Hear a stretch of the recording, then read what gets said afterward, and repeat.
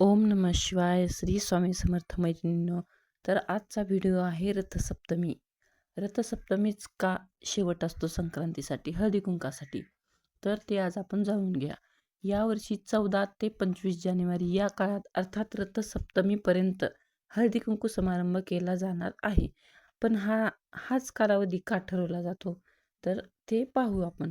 भारतीय संस्कृतीत मकर संक्रांतीला उत्तरायणात प्रवेश करतो. हा काळ अत्यंत शुभ मानला जातो. संक्रांतीपासून सुरू होणारे हळदी कुंकवाचे कार्यक्रम रथसप्तमी पर्यंत चालतात. या सोहळ्यामागे केवळ परंपरा नाही, तर अनेक महत्त्वाची कारणे आहेत.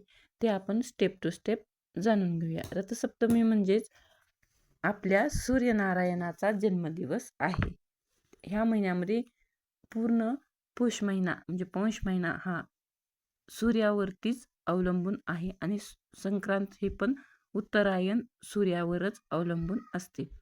काय परंपरा आहे, काय महत्त्वाचे कारण आहेत ते पाहूया. पहिलं आहे आदिमाया शक्तीची उपासना.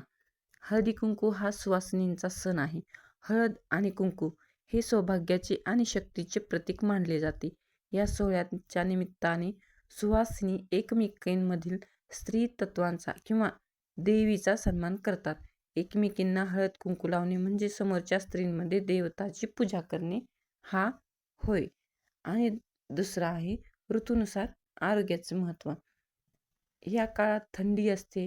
संक्रांतीच्या वाणात आपण तीळ, गूळ, ऊस, हरभरे, बोर, गाजर, वाटाण्याच्या शेंगा असे खूप काही आपण पदार्थ ॲड करतो.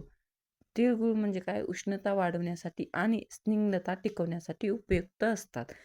ह्या हिवाळ्याच्या सीझनमध्ये आपली त्वचा अशी ड्राय होते.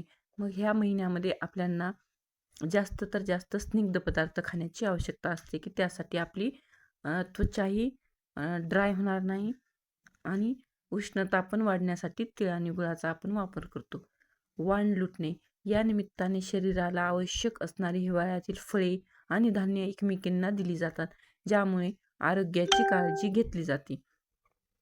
तिसरं आहे सामाजिक, म्हणजेच एकमेकींना भेटणं, सगळ्या महिला एकत्र येणं, गप्पा मारणं. पूर्वीच्या काळी स्त्रियांना घराबाहेर पडून सामाजिक कार्यात सहभागी होण्याची संधी मिळत नव्हती. खूप स्ट्रिक्ट होतं. अशावेळी हळद कुंकू हे एक हक्काचे व्यासपीठ होते. त्या निमित्ताने महिला एकत्र येत होत्या. त्यामुळंच हा आहे संवादाचं माध्यम.